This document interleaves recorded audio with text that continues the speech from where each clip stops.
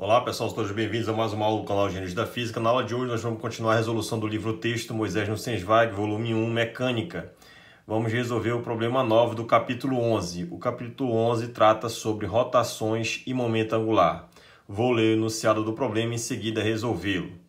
Então o problema 9 do capítulo 11 diz o seguinte, O espalhamento de Rutherford é a deflexão de uma partícula carregada, massa mzinho, carga ZE, por outra, massa M maiúsculo, carga Z'E, sobre a ação da força colombiana, supondo o M grande muito maior que Mzinho, de modo que a partícula de massa M grande pode ser tratada como um centro de forças fixos. Para Z e Z'E do mesmo sinal, exemplo, partícula alfa defletida por um núcleo, e sendo a partícula de massa Mzinho lançada a partir de uma grande distância da outra, com velocidade inicial V0 e parâmetro de choque Bzinho.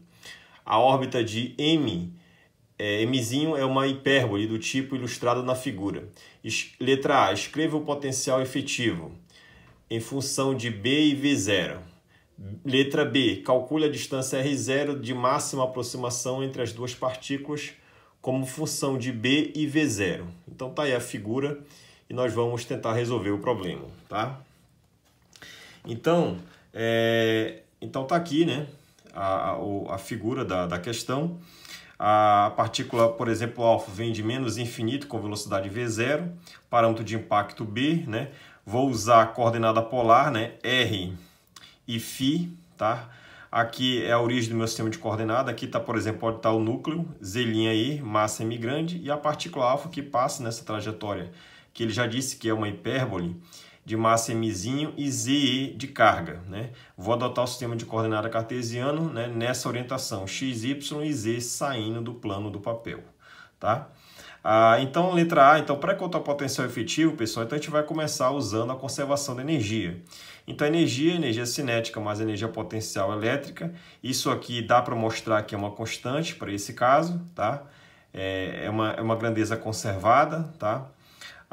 O que é energia cinética, Energia cinética, você tem que ela é meio de mv² e energia potencial elétrica eu chamei de U de R. Tudo isso é igual a uma constante, essa constante eu chamei de E grande. Chamo isso de equação 1, tá?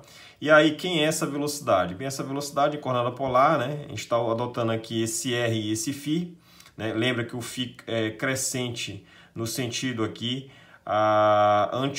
horário, tá? Então, de acordo com a equação nossa 1 aqui, a velocidade de coordenada polar, aqui velocidade ao quadrado que eu vou precisar. Então, o vetor posição R é R módulo R chapéu, velocidade, vetor é derivar esse cidadão em relação ao tempo. Mas quem é esse vetor R? É esse produto, R módulo R chapéu. Quando você deriva no tempo, derivado do produto, deriva o primeiro, conserva o segundo, mais conserva o primeiro, deriva o segundo. Lembrando que esse R chapéu, ele é dado por essa decomposição em coordenada cartesiana, IJ, tá? No plano, ok? E o versor φ chapéu é a derivada desse R chapéu em relação a φ, Então, cosseno dá menos seno e o seno dá o cosseno. Quando você faz isso, se você derivar R chapéu em relação ao tempo, ele não depende explicitamente do tempo, mas ele depende de φ. Então, você aplica uma regra da cadeia, dr dφ, dφ dt. Então, vai sair um φ ponto e daqui vai sair um φ chapéu. Então, a velocidade em coordenadas polares é R ponto, R chapéu, mais R, φ ponto, φ chapéu.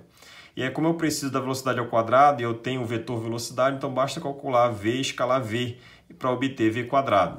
Quando eu faço isso, já aqui em cima, então V ao quadrado é V escalar V, e você vai ter exatamente o termo que nós tínhamos, só vai sobreviver os termos de mesma direção, R ponto ao quadrado mais R² φ ponto ao quadrado. Eu vou chamar isso de equação 2. Por outro lado, a gente sabe que esse sistema, nós sabemos o seguinte, que o torque, ele é o vetor posição, o braço, produto vetorial com a força. Esse vetor posição é R e R chapéu, em coordenada polar, e a força que atua no sistema, ela é puramente radial, é uma força elétrica repulsiva radial, É a única que há, não há atrito, não há nada aqui. Então é uma força que depende só de R, na direção R chapéu. Então quando você fizer o produto vetorial entre R chapéu e o produto vetorial com R chapéu, isso dá zero. O torque é nulo. Se o torque é nulo, lembrando que a definição de torque é a derivada do momento angular no tempo. Se esse camarada é zero, o momento angular é uma constante, ou seja, o momento angular é conservado, né? E aí, como é que você calcula esse momento angular, né? Então você sabe que o momento angular ele é o vetor posição R, produto vetorial com momento linear. Esse camarada é R chapéu. E quem é o momento linear? Bem, é a massa da partícula alfa, né, m, e com essa velocidade que ela vem de lá, que é V0. Né? V0 na direção aqui I. Né?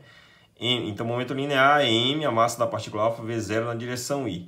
E quem é esse R chapéu? Esse R chapéu é exatamente esse termo que nós já tínhamos feito a decomposição aqui em coordenada polar, né?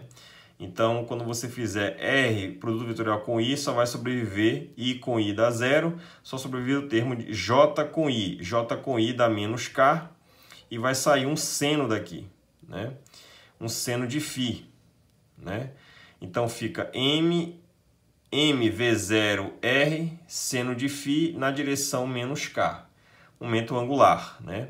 Quem é o seno de φ? Se você olhar a figura, se você pegar um ponto muito longínquo dessa partícula alfa, onde, né, a interação colombiana aqui é praticamente zero, né? Se você pegar aqui, o que você vai ter? Essa partícula alfa ela vem em linha reta, e aí você vai formar um triângulo retângulo aqui, ó.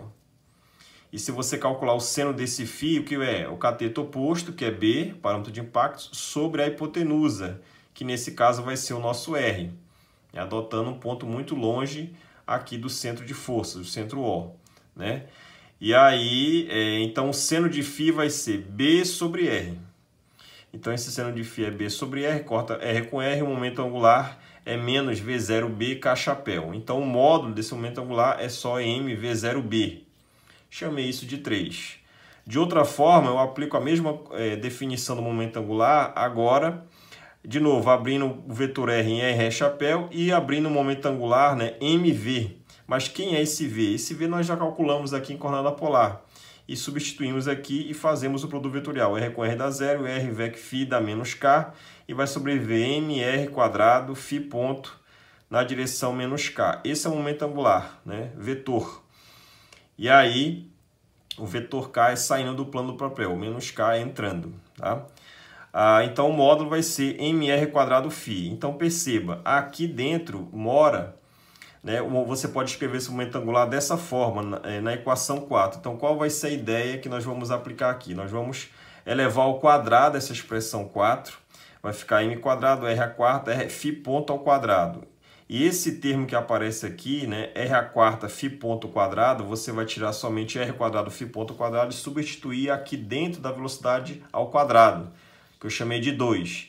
E esse resultado eu vou substituir na equação 1, que é da energia cinética. Então, vou reescrever a conservação da energia, né, mecânica, já substituindo o momento angular dentro de 2. De 2 eu vou substituir em 1. E aí, quando eu tiver o momento angular dentro da expressão da energia mecânica, esse momento angular eu vou escrever ele como dado pela equação 3. Tá? Então, esse vai ser o objetivo aqui dessa análise, né? A continuação dessa análise. Então, eu vou substituir aí 4 em 2, obtive V quadrado, dado para a expressão já em termos de momento angular ao quadrado.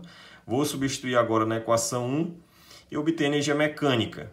Vou distribuir as massas, reescrevendo, obtive esse resultado. E aí aqui, o momento angular, eu vou substituir a equação 3 e reescrevo a energia como sendo dada por essa expressão. E aí, essa energia, ela tem um termo, né? Esses dois termos vieram da contribuição cinética, mas perceba, esse depende pura e exclusivamente somente do R, já que M é constante, V0 é constante, B e 2 é constante. Então, todo esse termo que veio da energia cinética, ele depende somente de R. E o potencial, né, a energia potencial desse sistema também depende só de R. Então, como é que você calcula a energia potencial? Nós sabemos que a variação da energia potencial é menos a integral de F, força elétrica escalar dr. E aí eu vou integrar isso de menos infinito, né, da onde vem a partícula alfa. Ela vem de menos infinito aqui, ó, até uma dada posição de análise, uma dada posição que eu chamei de R aqui. De menos infinito a R, então essa variação é o potencial em U, em R, né? Menos o potencial no infinito. Desculpa, no menos infinito, né? Faltou colocar o sinal aqui. Menos infinito, tá? E aí, quando você faz isso, né? Você coloca aqui a força elétrica, né? A força elétrica adotando a constante eletrostática como sendo 1, então vai ficar o produto, né? O produto dos números atômicos, né, Z', carga ao quadrado dividido por R ao quadrado. Como é uma força radial, né, e é uma força repulsiva, essa força aqui é positiva, então fica R chapéu R quadrado. Esse menos é da definição, fica de menos a mais infinito, e esse dr é o caminho que você vai escolher para fazer essa integração. Dr é R chapéu. E aí você, R com R vai dar 1, integra isso aqui, vai dar um sinal de menos, com esse menos vai dar mais, vai ficar 1 sobre menos 1 sobre R, quando esse camarada for R dá positivo aqui, quando for infinito tende a zero. E o potencial no infinito nós consideramos como sendo zero, né, como referência. Tá? É um potencial longínquo e aí ele vai a zero, né? Já que é uma distribuição, né, de cargas, né, infinitas, né? Ela não se estende para o infinito, então você pode fazer esse tipo de escolha, perfeito? E aí o nosso potencial de R, o de R, né, no nosso caso aqui, da partícula alfa do espalhamento de Rutherford, é Z', quadrado sobre R. Lembrando que essa integral vai ficar uma integral de 1 sobre R2, vai ficar, como resultado, a integral vai dar menos 1 sobre R. Então, né, vai dar esse resultado. Lembrando que a constante eletrostática foi adotada como sendo K igual a 1. Tá? E aí eu obtive esse U, eu posso substituir aqui. Quando eu fizer a substituição, veja que esse U daqui depende somente de R, todos os termos são constantes, e esse termo que vem da energia cinética também depende somente de R. Você pode agrupar eles numa única expressão que eu chamo de potencial efetivo. Agrupa as duas expressões, o potencial efetivo vai ser exatamente a soma desse resultado que nós encontramos com esse termo que vem da energia cinética, que depende somente de R. E aí quando você faz esse tipo de análise, você encontra que o potencial efetivo vai ser dado por essa expressão, exatamente igual à resposta do livro, né, do Moisés no Sensvag. Agora nós vamos calcular o item B, qual é a posição de máxima aproximação da partícula alfa, né, com o núcleo, né, o centro de forças O. Então essa distância eu chamei de R0, né? Tá aqui, essa expressão, veja, esse item B nós já fizemos, né? É uma análise do espalhamento de Rutherford aqui no canal em 4 vídeos, né? O primeiro vídeo, calculamos a equação da órbita ou da trajetória, que vai dar uma hipérbole. Calculamos o ângulo de espalhamento, né? No segundo vídeo, o ângulo de espalhamento é o ângulo em que a partícula alfa é espalhada. Que ângulo? Inclinação que eu chamei de θ, ela é espalhada quando ela passa para o centro de forças. Também foi obtido aqui um vídeo no canal. Então, calculamos o ângulo de espalhamento. Terceiro, calculamos o ângulo de máxima aproximação, que eu chamei de φ barra, né? Já que eu estou chamando φ a coordenada polar, então eu chamei de φ barra o ângulo de máxima aproximação. E calculei também a menor distância da partícula alfa ao centro de força, que eu chamei de R maiúsculo, Rzão, né? Aqui na nossa questão eu chamei de Rzinho, R0, né? Então, todos esses resultados, eu coloquei aqui, obtidos em vídeos anteriores, né? São 4 vídeos, eu vou colocar aqui na descrição, né, dessa playlist aqui, desse vídeo, né, desse exercício. Eu vou colocar aí embaixo nos comentários a sequência de 4 vídeos, eu sugiro que você assista. Ele vai dar um esclarecimento muito maior dessa questão, né? E aí, os resultados que nós obtivemos lá foram esse aqui, né? R0, né, a posição de máxima aproximação D sobre 2, ou mais o inverso de seno de θ sobre 2. θ é o ângulo de espalhamento. D é a distância, exatamente onde a energia cinética é igual à energia potencial elétrica, tá? E aí esse D é dado por essa expressão aqui, em termos de carga, né, mv0 ao quadrado, tá? Esse θ sobre 2 é o ângulo de espalhamento, ele é o arco cotangente 2b sobre θ, 2b sobre D grande. E aí quem é o D grande você vai substituir aqui e obter esse resultado. Então aqui, em seno de θ sobre 2, você vai calcular o seno, Quem é θ sobre 2 é essa expressão. Substituir aqui, então fica o seno do arco cotangente de 2b sobre d. E aí o seno desse arco tangente, né, desse ângulo, vai dar 1 sobre raiz quadrada de 1 mais 2b dzão ao quadrado. Quem é essa expressão? É só pegar 2b e dividir por d. E d é esse termo aqui, ó. Quando você faz isso, você vai obter que 2b sobre d é mv0 quadrado b sobre z' é quadrado. E aí você vai substituir, veja, você vai substituir aqui 1 sobre o seno, vai dar a raiz quadrada, né, de 1 mais esse termo. E esse termo aqui é todo esse cidadão ao quadrado, dentro da raiz, né, somado com 1. E aqui na frente dá d sobre 2 é esse produto aqui, ó, z' é quadrado sobre mv0, d sobre 2. Vou substituir aqui na frente. Então, o nosso R0 vai ser z' é quadrado sobre mv0 quadrado. Vai dar aqui na frente dessa expressão, tá? E aí sobra 1 mais, o que é o inverso do seno de θ sobre 2? O inverso de seno de θ sobre 2 é raiz quadrada de 1 mais esse termo, e esse termo é dado por essa expressão.